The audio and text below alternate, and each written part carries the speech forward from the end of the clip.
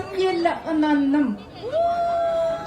Sen yüreğimin eyesi, gözümün ağı karası. Geçen yıl 7. dekabrda şu hit töredi. Bugünüm 8. dekabr. Allah ekberinden fel ve tuvakkılayacağım. Gözünün ağı karası Balkanabat'tan Aşkabat'a gelen. Ne yaptı şu cağa bir yeri? Olan mı? Oturanı nasıl oldu? İnni.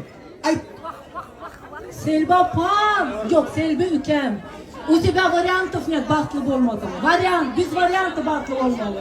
Мы тебя любим. Nasip olsa indiki yıl beşik toylarında oturalım.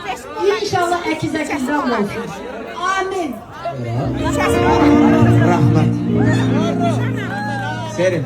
Ay. Elcan bahtlı ola uzun. Başarıram. Gel koçum gel. Ağam. Gelin bahtlı ol. Men var ya ananmayanım. Şu toya çağırılmadım.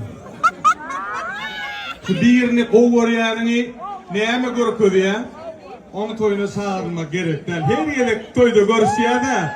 Ay toya yetişim Altaylar yan rahat diye. Öyle gelgin toya diye na. Şimdi mayta diye.